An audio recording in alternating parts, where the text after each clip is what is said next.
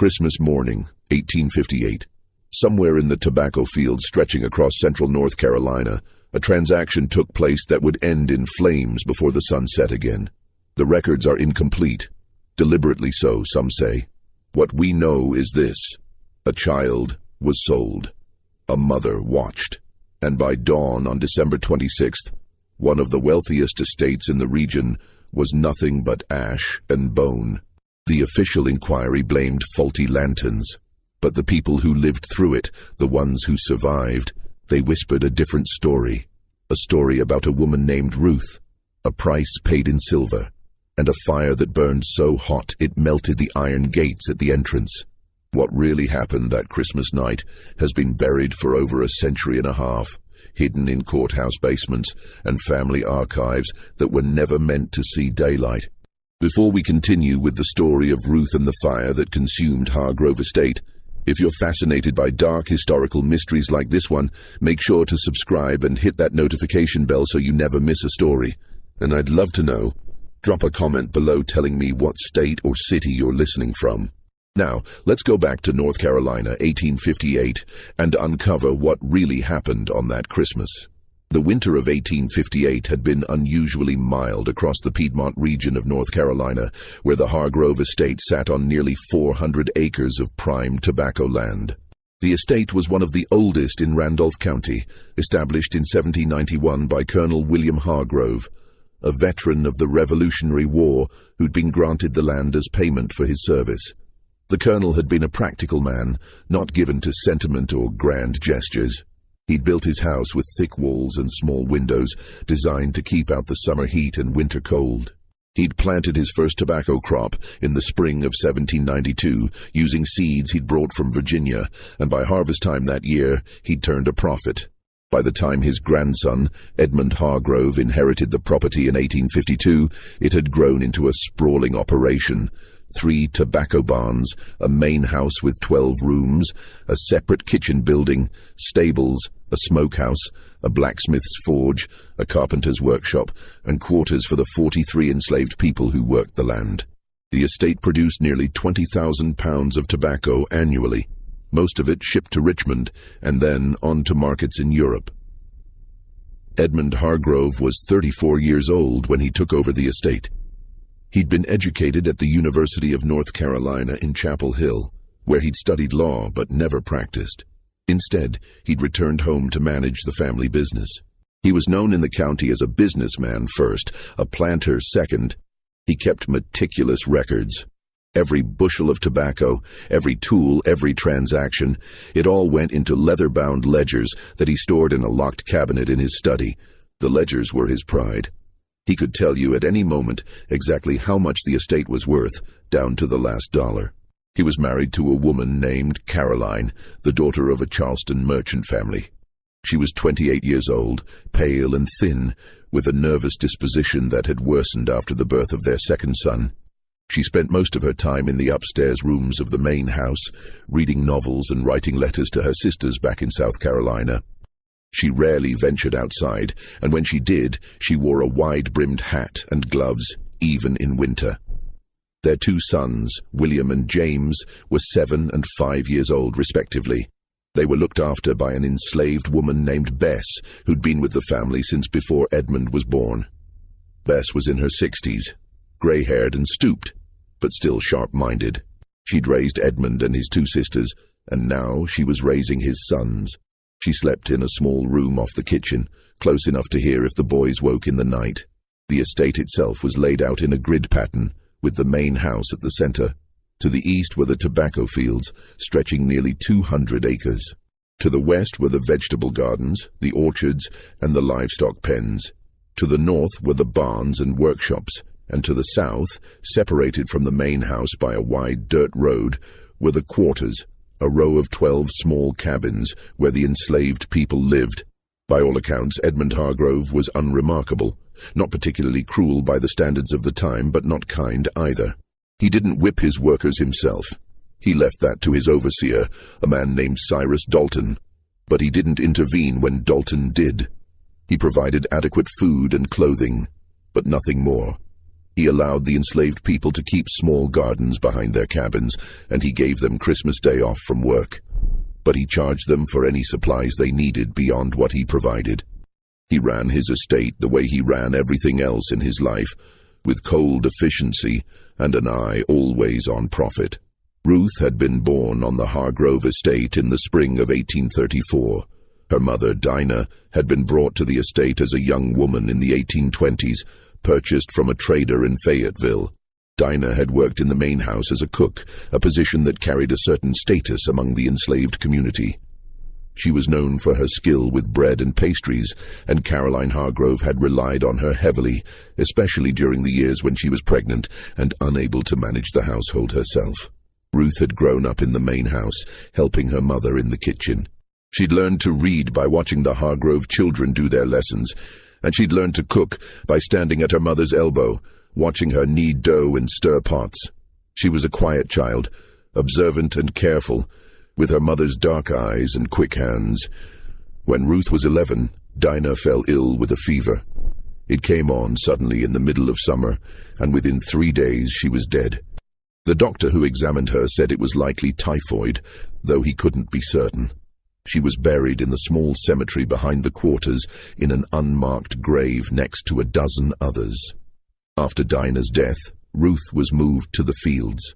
She was too young to work the tobacco rows, so she was assigned to lighter tasks, carrying water, pulling weeds, gathering the leaves after they'd been cut. By the time she was 14, she was working full days, bent over the rows from dawn until dusk, her hands stained brown from the tobacco sap. She was 17 when she met Samuel. Samuel had been born on a plantation in Virginia and sold south when he was 15. He'd been purchased by Edmund Hargrove in 1850, along with 3 other men, to work in the tobacco barns. He was tall and broad-shouldered, with a quiet strength that made him well-liked among the other workers. He didn't talk much, but when he did, people listened. He noticed Ruth one Sunday afternoon in the late summer of 1851. She was sitting by the creek that ran along the eastern edge of the property, washing clothes. He'd come down to the water to fill a bucket, and he'd seen her there, her sleeves rolled up, her hair tied back with a strip of cloth. He'd said something, he couldn't remember what, later, and she'd looked up and smiled. They were married in the spring of 1852, in the way enslaved people married. There was no legal ceremony, no official record, but on a Sunday evening in April they stood together in front of the other people in the quarters, and an older man named Jacob, who'd been a preacher before he was sold, spoke a few words over them. Afterward, there was a small celebration. Someone had managed to get hold of a chicken, and there was cornbread and greens, and someone played a fiddle. Samuel moved into Ruth's cabin, a small one-room structure with a dirt floor and a single window. They had a bed made from rough planks and a straw mattress, a table, 2 stools, and a fireplace. It wasn't much, but it was theirs. For a while, life settled into a rhythm. They worked the fields during the day, and in the evenings they'd sit by the fire and talk. Samuel would carve small things out of wood, spoons, bowls, toys. Ruth would mend clothes or braid strips of cloth into rugs. On Sundays, they'd walk down to the creek and sit by the water, watching the sun set over the fields. Their daughter was born in March of 1857, on a cold, rainy night. Ruth had gone into labor in the afternoon, and by midnight the baby was born. Samuel had stayed with her the whole time, holding her hand, wiping her forehead with a damp cloth. When the baby finally came, small and red-faced and wailing, he'd wrapped her in a blanket and handed her to Ruth. Ruth had looked down at the tiny face, the dark eyes blinking up at her, and she'd felt something shift inside her chest. A fierce, protective love that was almost painful in its intensity. She named her Lily after the flowers that grew wild near the creek. Lily was a healthy baby, bright-eyed and quick to smile. She had Ruth's dark eyes and Samuel's broad forehead. By the time she was 6 months old, she was laughing and reaching for things, and by the time she was a year old, she was pulling herself up to stand, holding onto the edge of the table.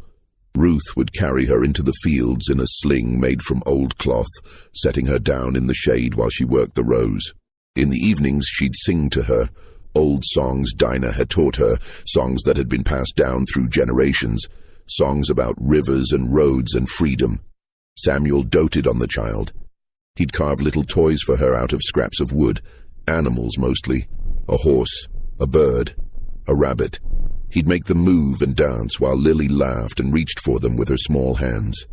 He'd talk to her in a soft voice, telling her stories about places he'd never been, places he'd only heard about from other people, places where the land was flat and wide, where you could walk for days and never see another person, places where people were free.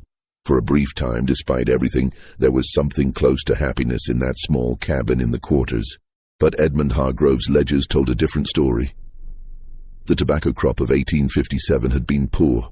A late frost in April had damaged the seedlings, and then a dry summer had stunted growth. The plants had been small and weak, the leaves thin and brittle. The harvest brought in less than half of what Hargrove had projected. By the fall, he was in debt to a merchant in Greensboro who'd extended him credit for seed and supplies. The merchant wanted payment. Hargrove didn't have it. He'd spent the winter trying to figure out how to cover the debt. He'd considered selling some of the land, but land prices were low, and he didn't want to break up the estate. He'd considered taking out a loan, but the banks were wary of lending to planters after the panic of 1857, when several large estates in the region had gone bankrupt. In November, a man named Josiah Trent arrived at the estate. Trent was a slave trader based out of Richmond, Virginia, but he traveled a circuit through North Carolina and South Carolina, buying and selling human beings the way other men bought and sold livestock. He was in his 40s, a large man with a thick beard and cold eyes. He wore expensive clothes, a wool coat, leather boots, a gold watch chain, and he carried himself with the confidence of someone who knew his business was profitable. He was known for paying cash, and he didn't ask too many questions. Hargrove met with him in the study. The meeting lasted 2 hours. They sat across from each other at Hargrove's desk, Trent with a ledger of his own, listing the current prices for men, women, and children in various markets. Hargrove had his own ledgers open, showing the names and ages of everyone on the estate. They negotiated. Trent was interested in young men, field hands who could be sold to plantations further south, where the cotton industry was booming. Hargrove was reluctant to sell his best workers, but he needed the money. They settled on 3 men, all in their 20s, all strong and healthy. Trent would pay $800 each, but that wasn't enough to cover the debt. Trent leaned back in his chair and looked at the ledger again. "You got any children?" he asked. Hargrove hesitated. "A few." "Light-skinned?" Hargrove nodded slowly. Trent smiled. "Light-skinned children fetch a good price in Richmond, especially girls. People like to buy them young, raise them in the house. Teach them to sew, cook, clean. They're easier to train when they're young." Hargrove didn't say anything. "I'll give you $200 for a healthy child," Trent said. $250 if she's particularly light." Hargrove looked down at his ledger. He ran his finger down the list of names until he found what he was looking for. "Lily," he said, "born March 1857, daughter of Ruth and Samuel." Trent made a note in his own ledger. "I'll take her." When Trent left, he had a list of names. 4 people, 3 men and 1 child. Ruth's name wasn't on it, but Lily's was. Christmas Day, 1858, began like most winter mornings on the estate, cold and grey, with a thin fog hanging over the fields. The temperature had dropped overnight, and there was frost on the ground, crunching underfoot. The enslaved people had been given the day off from work, as was customary. It was one of the few days of the year when they didn't have to be in the fields at dawn. Some gathered in the quarters, sharing what little food they'd managed to save or trade for. Others stayed in their cabins, trying to keep warm. Ruth woke early. Lily was fussy, teething and feverish. She'd been up half the night, crying and squirming, and Ruth had held her close, rocking her gently, singing softly. Samuel had gone to the main house before dawn. Hargrove had called for him to help move some furniture in preparation for a small gathering he was hosting that evening. He'd promised to be back by midday. Ruth sat by the fire, holding Lily in her lap. The baby was quieter now, her eyes half closed, her small fist wrapped around Ruth's finger. Ruth hummed softly, the same song her mother had sung to her when she was a child. A song about a river and a road and a place where the sun always shone. Around 10 in the morning, there was a knock on the cabin door. Ruth looked up. She knew immediately that something was wrong. No one knocked on Christmas morning. No one came to the cabins unless there was trouble. She stood slowly, still holding Lily. She crossed the small room and opened the door. It was Edmund Hargrove, and behind him, Josiah Trent. Ruth's breath caught in her throat. She took a step back, instinctively pulling Lily closer. Hargrove's face was expressionless. He didn't look at Ruth directly. He looked past her, into the cabin as if he were inspecting it. "The child's been sold," he said. His voice was flat, businesslike. "Trent's taking her to Richmond this afternoon." Ruth's hands tightened around Lily. The baby squirmed, whimpering. "No," Ruth said. Her voice was barely a whisper. Hargrove finally looked at her. His expression didn't change. "It's done. The papers are signed." Ruth shook her head. Please, she's just a baby. She's not even 2 years old." Trent stepped forward. He was a large man, broad-shouldered, with a face that showed no emotion. "Make it easy on yourself," he said. "Hand her over." Ruth backed toward the far wall of the cabin. "Please," she said again. "Please don't do this." "She'll fetch a good price in Richmond," Trent said. "Light-skinned children always do. Someone will raise her in a house, teach her to sew or cook. She'll have a better life than she'd have here." "She's my daughter." Hargrove's voice was cold. "She's my property, and I need the money." Ruth looked at him, really looked at him, at his expensive coat, his polished boots, his clean hands, at the gold watch chain hanging from his vest pocket, at the face that showed no trace of guilt or hesitation. "You're selling my baby on Christmas," she said. Her voice was shaking now. "On Christmas." Hargrove didn't respond. What happened next was over in less than a minute. Trent moved quickly, crossing the small cabin in 2 strides. He grabbed Lily from Ruth's arms, pulling her away with a practiced efficiency that suggested he'd done this many times before. The baby screamed, a high, piercing wail that cut through the cold morning air. Ruth lunged forward, trying to grab Lily back, but Hargrove caught her by the arm, holding her back. She fought, clawing at his hands, kicking, screaming, but he was stronger. He twisted her arm behind her back, forcing her to her knees. Trent was already out the door, Lily wailing in his arms. Ruth screamed. It was a sound that came from somewhere deep inside her, a sound of pure anguish. She screamed until her voice broke, until her throat was raw. Hargrove released her and stepped back. She collapsed to the floor, sobbing. He looked down at her for a moment, his expression still cold and distant. "You'll get over it," he said.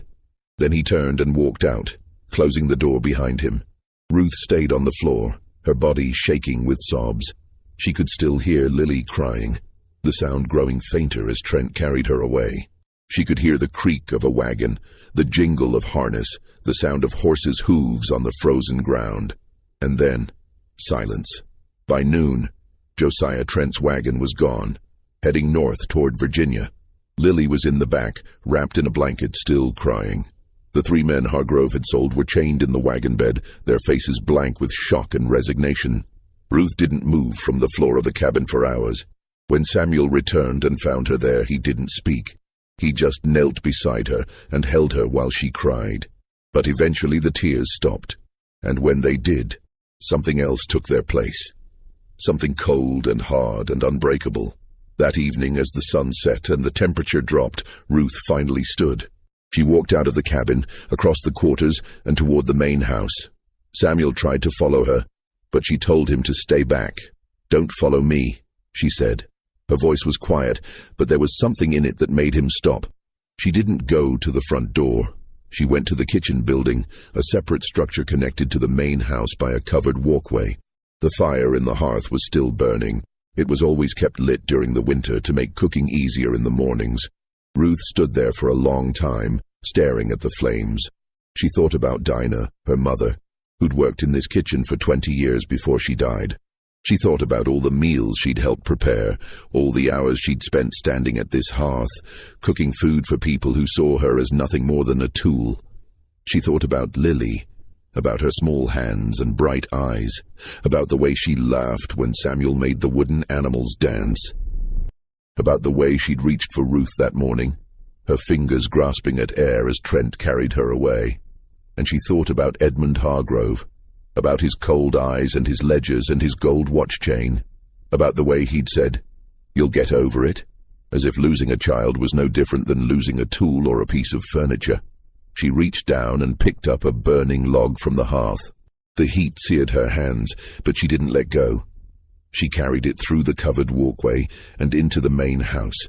She went to the study first, the room where Hargrove kept his ledgers, the room where he'd sat with Josiah Trent and negotiated the price of her daughter's life. She set the burning log on the desk, on top of the open ledger. The paper caught fire immediately, the flames spreading quickly across the pages. She watched for a moment, watching the names burn. All those names, all those people who'd been bought and sold, reduced to entries in a ledger.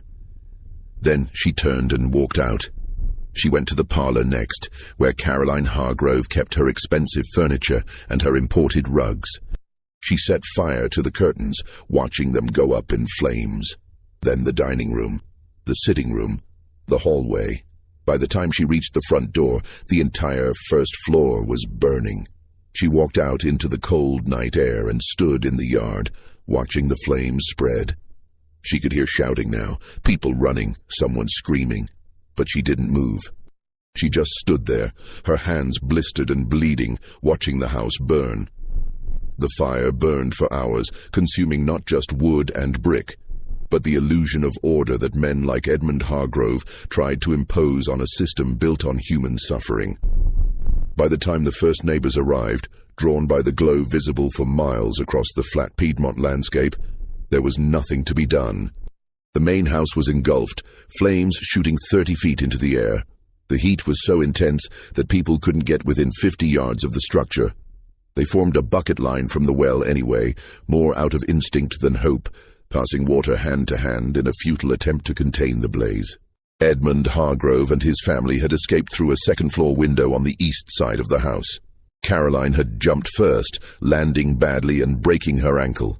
The two boys had been lowered down by their father, then caught by Bess, who'd been one of the first to see the flames. Hargrove had been the last out, and by the time he hit the ground, his nightshirt was singed and his face was blackened with smoke. They huddled together in the yard, wrapped in blankets someone had brought from the quarters, watching their home burn. William, the older boy, was crying. James, the younger one, just stared at the flames, his eyes wide and unblinking. Caroline was in shock, her broken ankle twisted at an unnatural angle, her face pale and sweating despite the cold. The enslaved people from the quarters had come running when they saw the fire. Some joined the bucket line. Others tried to save what they could from the outbuildings, the smokehouse, the stables, the tobacco barns. The kitchen building connected to the main house by the covered walkway caught fire around midnight and burned completely. One of the tobacco barns, downwind from the main house, caught sparks and was lost as well. By dawn on December 26th, the main house was nothing but a smoking ruin.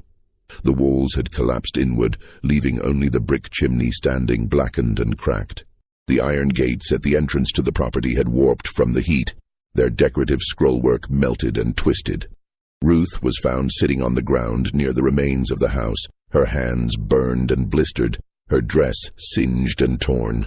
She didn't resist when Cyrus Dalton, the overseer, grabbed her by the arm and pulled her to her feet. She didn't say a word. Samuel tried to go to her, but Dalton shoved him back. "Stay where you are," he said. Ruth looked at Samuel once. Just once. Her eyes were dry.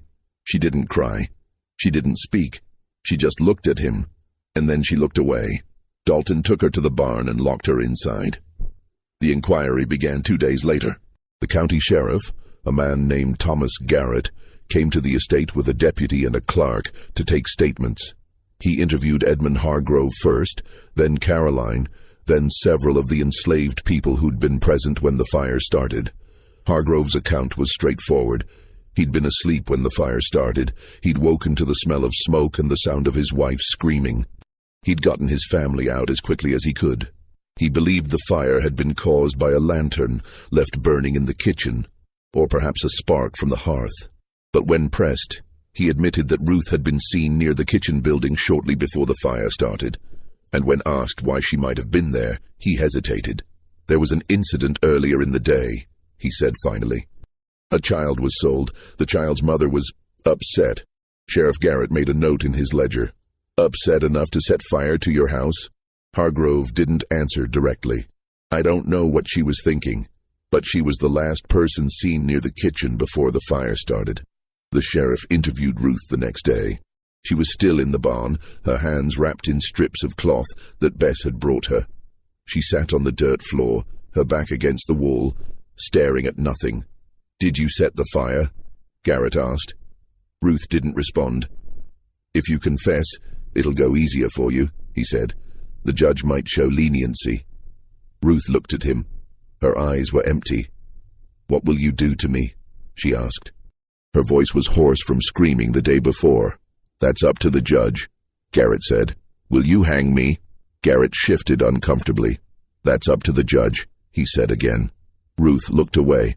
"Then it doesn't matter what I say." The inquiry concluded 3 days later. The official finding was inconclusive.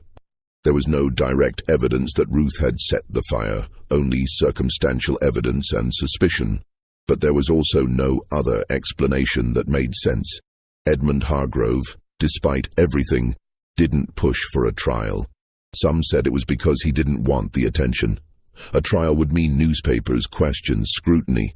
It would mean people asking why he'd sold a baby on Christmas morning. It would mean his business dealings, his debts, his ledgers, all of it would become public. Others said it was because he knew what a trial would reveal. That he'd sold a child for $200 in silver. That he'd torn a family apart to pay off a debt.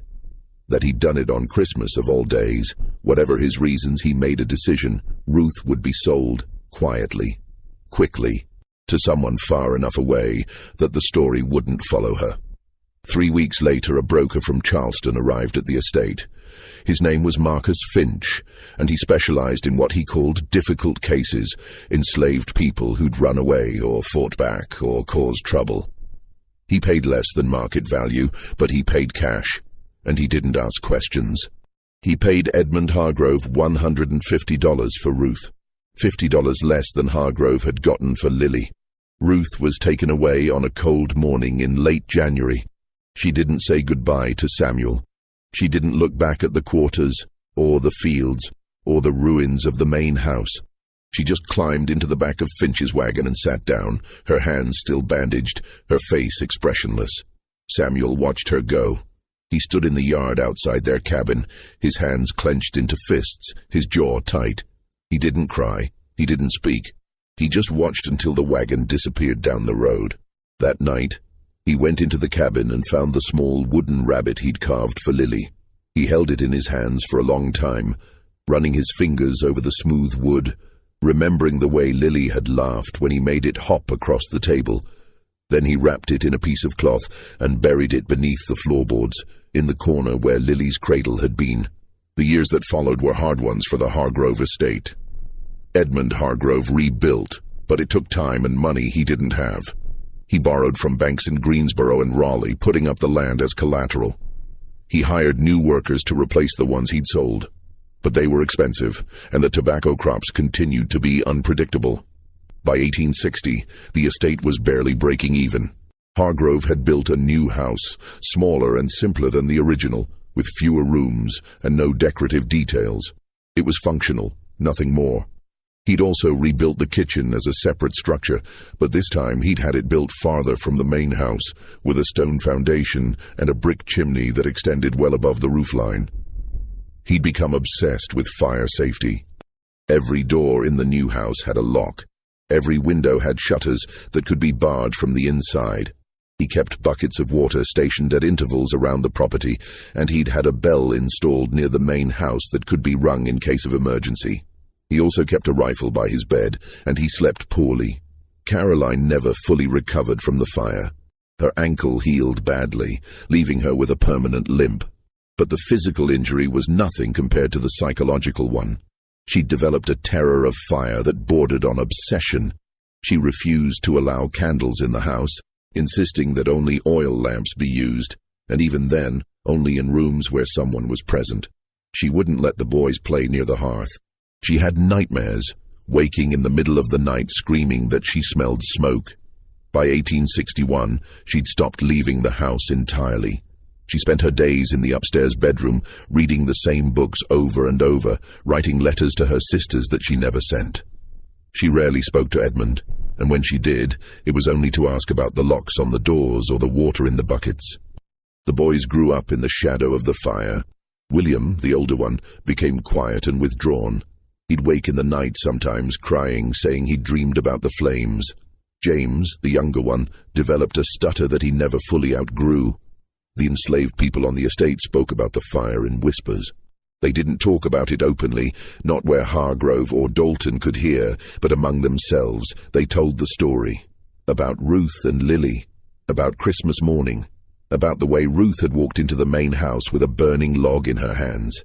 Some said she'd been right to do it, that Hargrove had deserved to lose his house, his wealth, his sense of security, that he'd taken something from her that could never be replaced, and she'd taken something from him in return.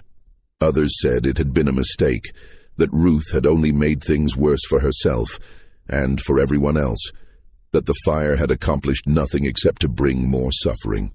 But everyone agreed on one thing. Ruth had made a choice. She'd decided that if she couldn't have her daughter, Edmund Hargrove wouldn't have his house. Samuel never spoke about Ruth after she was taken away. He worked in the tobacco barns the same as before, but he was quieter now. He didn't carve anymore. He didn't sing. He kept to himself, and people learned not to ask him questions. In the spring of 1861, when the war started, several of the younger men on the estate tried to run away, hoping to reach Union lines. 2 of them made it. 3 were caught and brought back. Samuel didn't try to run. He just kept working, day after day, his face expressionless, his hands moving through the familiar motions of stripping tobacco leaves and hanging them to dry. In 1863, Cyrus Dalton, the overseer, was conscripted into the Confederate Army. He was killed at Gettysburg in July of that year. Edmund Hargrove tried to manage the estate himself after that, but he was overwhelmed. The tobacco crops failed 2 years in a row. The workers, sensing that the war might bring changes, became less cooperative. Some simply stopped working, daring Hargrove to do something about it. By 1865, when the war ended, the estate was in ruins. The fields were overgrown. The barns were falling apart. The new house, only 5 years old, already looked worn and neglected. When the Emancipation Proclamation reached North Carolina, Samuel was one of the first to leave. He walked off the estate on a warm morning in May, carrying nothing but the clothes on his back and the small wooden rabbit he'd dug up from beneath the floorboards of his cabin. He walked north, following the roads toward Virginia. He didn't know where he was going. He didn't have a plan. He just knew he couldn't stay. He never found Lily. He tried. He asked everyone he met if they'd heard of a light-skinned girl, about 8 years old by then, who might have been sold in Richmond in 1858. But no one knew anything. The records had been destroyed in the war. The traders were dead or scattered. The trail was cold. He settled eventually in a small town in southern Virginia, working as a carpenter. He never married again. He never had other children. He kept the wooden rabbit on a shelf in his room, and sometimes late at night he'd take it down and hold it, remembering. He died in 1891 at the age of 63. He was buried in a small cemetery outside the town, in an unmarked grave. Edmund Hargrove held on to the estate until 1871. By then he was 47 years old, and he looked 20 years older. His hair had gone grey, his hands shook. He'd developed a persistent cough that the doctor said was from the smoke he'd inhaled the night of the fire, though it had been more than a decade. In the spring of 1871, he had what the doctor called a failure of the heart. He collapsed in the study of the new house, the same room where he kept his ledgers. He was found by one of the workers, slumped over his desk, his hand still holding a pen. He was buried in the family plot on the estate, next to his father and grandfather. Caroline and the boys moved back to Charleston shortly after. Caroline died in 1875. William became a clerk in a shipping company and never married. James moved west to Texas and disappeared from the records. The estate itself changed hands several times over the following decades. The new house was torn down in 1885.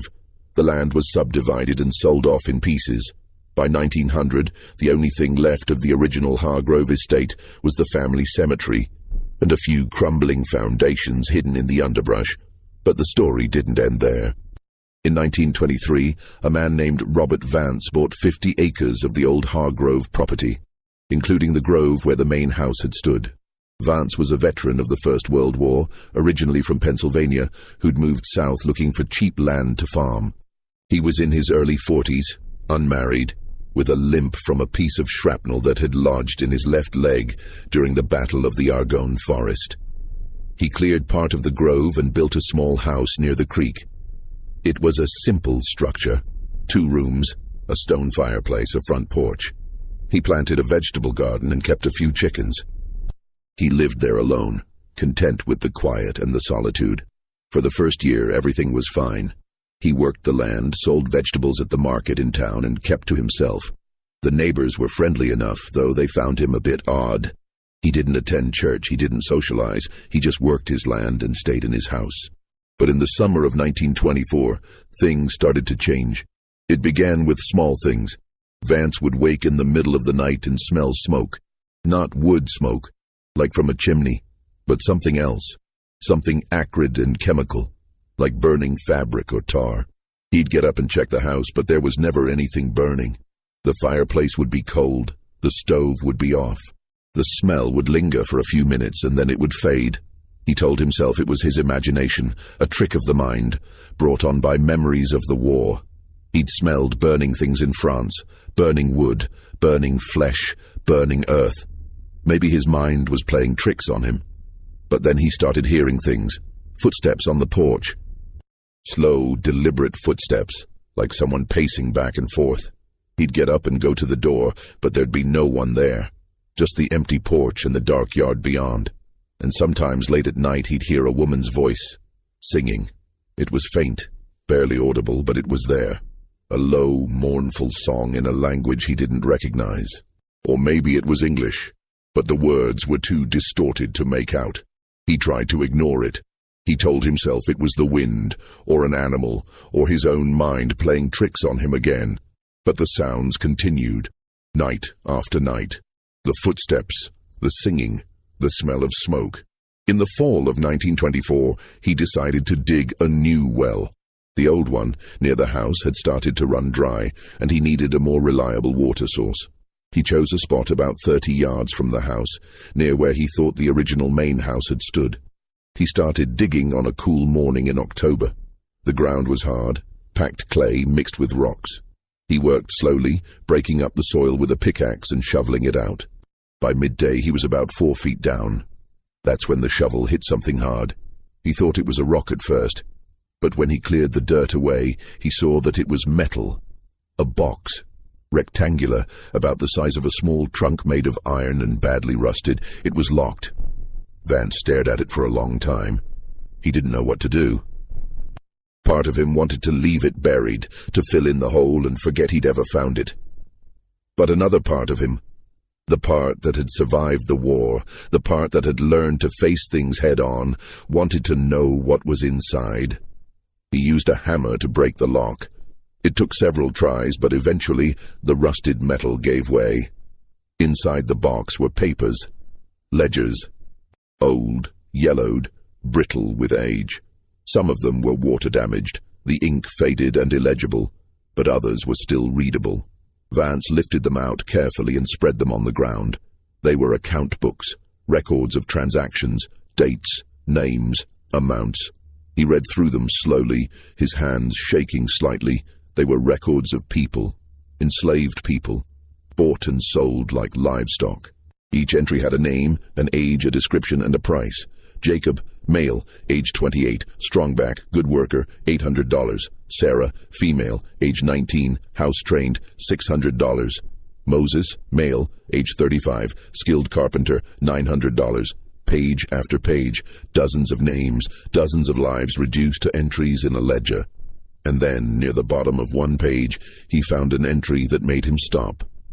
Lily, female. Born March 12, 1857, light-skinned, sold December 25, 1858, $200. Beneath it, in different handwriting, smaller, more cramped, written in pencil rather than ink, someone had added a note. He took my child. I took his house. We are even now. Vance sat back on his heels, staring at the words. He didn't know who had written them. He didn't know the full story. But he knew enough. He looked up at the grove, at the trees that had grown over the ruins of the old house. He thought about the smell of smoke, the footsteps, the singing, and he understood. He gathered up the ledgers, carried them back to his house, and burned them in the fireplace. He watched the pages curl and blacken, the names disappearing into ash. He didn't want them. He didn't want to know anymore. But burning the ledgers didn't help. The sounds continued. The smell of smoke, the footsteps, the singing. By the spring of 1925, Vance couldn't take it anymore. He sold the property and moved back north to Pennsylvania. He never spoke about what he'd found, not for nearly 30 years. It wasn't until 1954, when he was 73 years old and living in a veterans' home in Harrisburg, that he finally told the story to a reporter from a local newspaper who was researching the history of Randolph County. "I don't believe in ghosts," Vance said, sitting in a chair by the window of the home, looking out at the gray Pennsylvania sky. "I never have. But I'll tell you this. Something was wrong with that land. I don't know what it was. Maybe it was just my mind. Maybe it was the war. But I couldn't stay there." The reporter asked if he'd told anyone else about the ledgers. Vance shook his head. "Who would I tell? And what would it change? They're all dead now, everyone involved. It's just history." But history, as it turns out, doesn't always stay buried. In 1968, a graduate student named Margaret Colby was researching her thesis on enslaved families in the antebellum South. She was 24 years old, studying at Duke University, and she'd been combing through courthouse records in Randolph County when she came across a reference to the Hargrove estate fire. It was a brief mention, just a few lines in an old inquiry report from 1859, but something about it caught her attention. A fire on Christmas night. A woman suspected of arson. A child sold that same morning. She started digging deeper.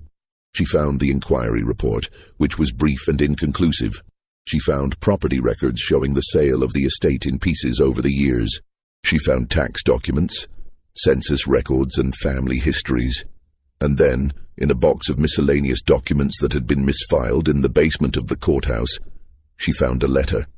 It was dated January 15th, 1859, and it was addressed to Edmund Hargrove from a man named Reverend Thomas Whitley, a Methodist minister who'd served several congregations in the area. The letter was short, handwritten in careful script on yellowed paper. "Mr. Hargrove, I write to you with a heavy heart. I have heard what transpired on Christmas Day, and I have heard what followed. I do not presume to judge you, for judgment belongs to God alone. But I must tell you this, the woman Ruth came to me before she was taken away. She did not confess to setting the fire. She did not deny it either. She said only this: he took my child.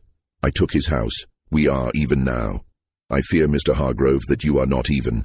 I fear that what you have sown, you will reap in ways you cannot yet imagine. I urge you to seek forgiveness, not from me but from the Lord, and to make amends where you can. Your servant in Christ, Reverend Thomas Whitley." Margaret Colby made a copy of the letter and included it in her thesis. The thesis was titled, "Fractured Families, The Impact of Child Sales on Enslaved Communities in North Carolina, 1820-1865. It was well researched and carefully argued, but it was never published. She left graduate school in 1970 to get married and never returned to finish her degree.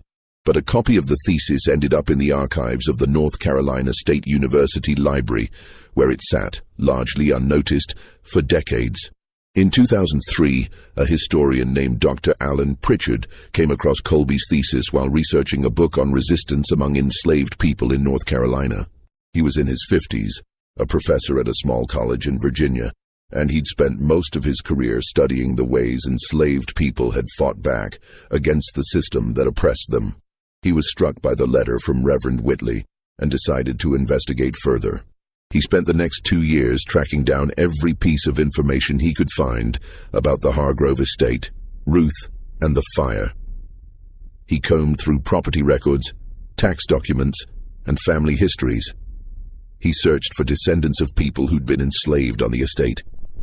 He traveled to South Carolina, trying to find records of Ruth after she was sold, but he came up empty. The records had been destroyed, lost, or never kept in the first place. But he did find descendants, people whose great-great-grandparents had been enslaved on the Hargrove estate, people who'd heard stories passed down through their families. One of the people he interviewed was a woman named Evelyn Morris. She was 91 years old, living in a nursing home in Greensboro. She was sharp-minded and clear-eyed, and she remembered the stories her grandmother had told her. "My great-great-grandmother's name was Dinah," Evelyn said, sitting in a chair by the window of her room, her hands folded in her lap. She was Ruth's mother. She died when Ruth was young, but before she died, she made Ruth promise something. She made her promise that no matter what happened, she'd never let them break her. She'd never let them take everything. Evelyn paused, looking out the window at the parking lot beyond. When they took Lily, Ruth kept that promise. She didn't let them take everything. She took something back. Dr. Pritchard asked if Evelyn knew what had happened to Ruth after she was sold. "She died," Evelyn said quietly, "in South Carolina. I don't know when exactly. Sometime before the war ended, I think. But before she died, she sent a message back. It was passed along through people who traveled between plantations. The message was simple. 'Tell Samuel I kept my promise.'" Pritchard asked what the promise was. Evelyn looked at him. The promise she made to her mother, that she'd never let them break her. Dr. Pritchard published his findings in a journal article in 2005. The article was titled "Resistance and Retribution: The Hargrove Estate Fire of 1858. It was published in the Journal of Southern History, and it received some attention in academic circles. A few other historians cited it in their own work, but it didn't reach a wider audience until 2017. In 2017, a documentary filmmaker named Jessica Huang was working on a project about untold stories of resistance during slavery. She was in her 30s, based in New York, and she'd been researching for months, looking for stories that hadn't been told before. Stories that would challenge people's assumptions about what resistance looked like. She came across Pritchard's article and reached out to him. They talked on the phone for hours. Pritchard told her everything he'd found, the letter, the interviews, the records. He told her about Evelyn Morris and the message Ruth had sent back. Jessica was fascinated. She decided to make a documentary about the story. She and Pritchard traveled to Randolph County together in the spring of 2017. They located the land where the Hargrove estate had once stood. It was now part of a larger farm, owned by a family who'd had the property for 3 generations. The current owner, a man named Dale Hutchins, was in his 60s, a tobacco farmer who'd inherited the land from his father.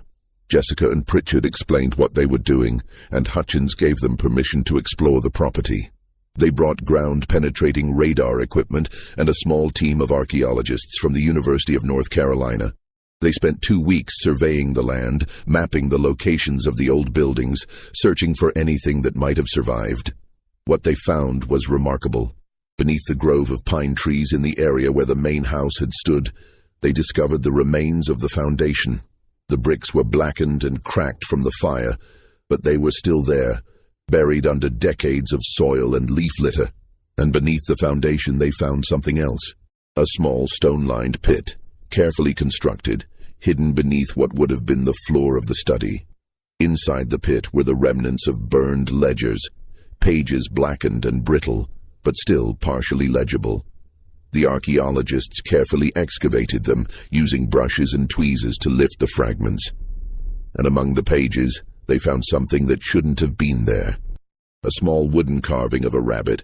It was about 3 inches long, carved from a single piece of wood. The details were still visible: the long ears, the rounded body, the small tail. It had been carefully made, lovingly crafted. Jessica held it in her hands, turning it over, examining it. She looked at Pritchard. "This is Samuel's carving," she said. "The one he made for Lily." Pritchard nodded slowly. But how did it get here? Samuel left after the war. He took the carving with him. They looked at each other, both thinking the same thing. Ruth, Jessica said. Ruth must have had it. Somehow she got it back. And she buried it here, beneath the house, beneath the ledgers. The implications were staggering. Ruth hadn't just set the fire in a moment of rage. She'd planned it. She'd gone into the study, found the ledgers, the records of every person Hargrove had bought and sold, and she'd burned them. Not just to destroy the house, but to destroy the documentation, to erase, as much as she could, the transactions that had torn families apart. And she'd left the carving there, hidden beneath the floor, as a marker, a message. Dr. Pritchard, reviewing the findings later, offered his interpretation in an interview for the documentary. Ruth knew she couldn't save Lily. She knew she couldn't undo what had been done, but she could make sure that Hargrove's records, his meticulous documentation of human suffering, didn't survive. She could take that away from him.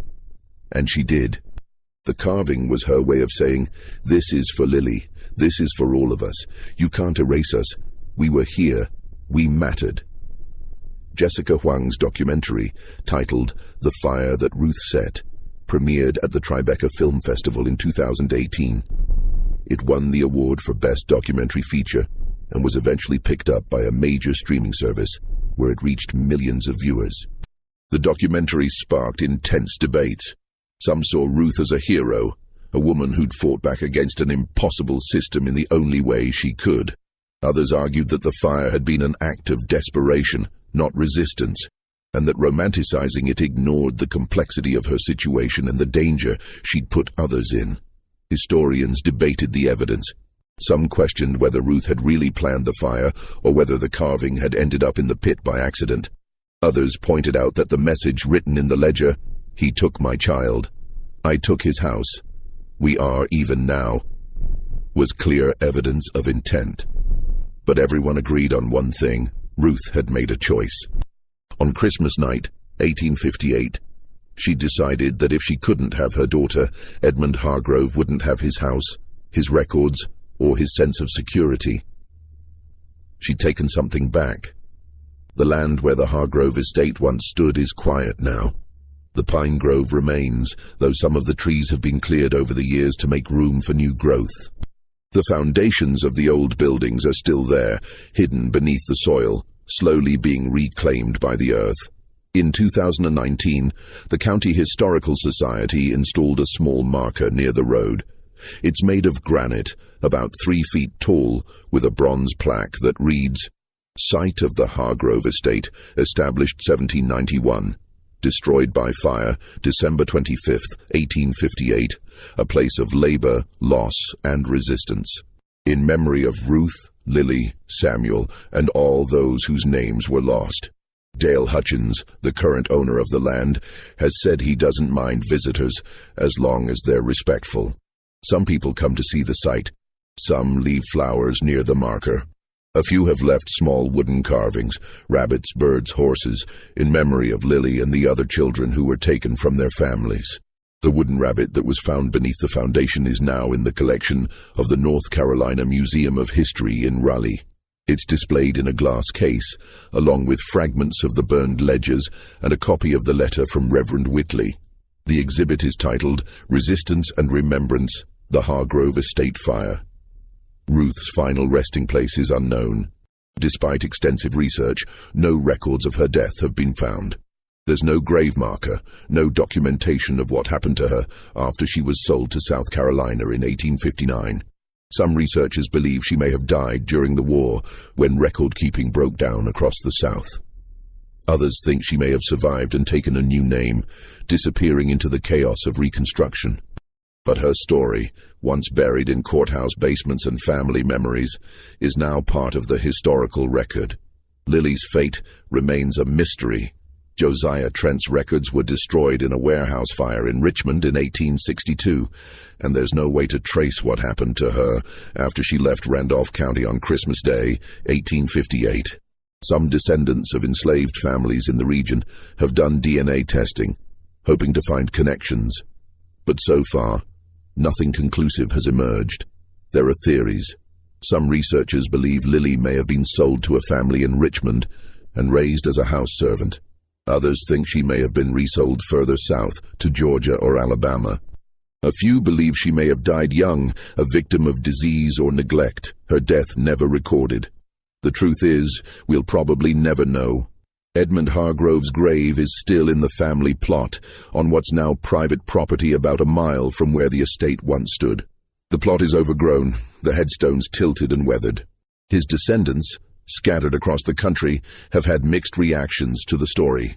Some have expressed regret for what their ancestor did. A few have reached out to historical societies and museums, offering family documents and photographs. Others have remained silent, unwilling to engage with a past they find shameful. In 2020, a descendant of Edmund Hargrove, a woman named Patricia Hargrove Chen, living in California, wrote an op-ed for a major newspaper. In it, she acknowledged what her ancestor had done and expressed her support for reparations and historical accountability. "I can't undo what Edmund Hargrove did," she wrote. "I can't bring back Lily or Ruth or any of the people he bought and sold. But I can acknowledge the truth. I can say that what he did was wrong, and I can support efforts to make amends in whatever small way possible." The op-ed sparked more debate. Some praised her for speaking out. Others criticized her, saying that acknowledgement without action was meaningless. But the conversation continued, and that perhaps is the most important thing. The fire that Ruth set burned for hours on that Christmas night in 1858, consuming not just wood and brick, but the illusion of order that men like Edmund Hargrove tried to impose on a system built on human suffering. It didn't end slavery. It didn't bring Lily back. It didn't even destroy all of Hargrove's records. Some survived, hidden in that iron box beneath the ground. But it left a mark. A scar on the land and on history that refuses to fade. In the years since the documentary was released, the story of Ruth and the Hargrove estate fire has become part of the broader conversation about slavery, resistance, and memory. It's been taught in classrooms. It's been discussed in book clubs. It's been the subject of academic papers and public lectures. And every year on Christmas Day, a small group of people gather at the marker near the road. They're descendants of enslaved families from the region, historians, activists, and others who've been moved by the story. They hold a brief ceremony, a few words, a song, a moment of silence. They leave flowers and wooden carvings. They remember, because that's what Ruth wanted. Not revenge exactly, not justice in the legal sense, but remembrance, a refusal to let the story be buried and forgotten. She wanted people to know that she was there, that Lily was there, that they mattered. And now, more than a century and a half later, we do know. We remember. The story of Ruth and the fire she set on Christmas night, 1858, is a story about loss and rage and the impossible choices people are forced to make in impossible circumstances. It's a story about a mother who lost her child and decided that if she couldn't have justice, she'd have retribution. It's a story about a man who valued profit over humanity and paid a price for it, though perhaps not a high enough one. But most of all, it's a story about resistance, about the ways people fight back, even when the odds are overwhelming, about the ways they refuse to be erased, even when the system is designed to erase them. Ruth couldn't save Lily. She couldn't free herself. She couldn't change the system that had enslaved her, but she could light a fire. And she did. And that fire, in its own way, is still burning. What do you think of this story? Do you believe Ruth's act was justice, or simply tragedy compounding tragedy? Was she a hero who fought back against an evil system, or a desperate woman who made a terrible choice? Leave your comment below. I'd love to hear your thoughts. If you enjoyed this tale and want more dark historical mysteries like this, make sure to subscribe, hit that notification bell, and share this video with someone who loves untold stories. There are so many more buried in the past waiting to be uncovered. See you in the next video.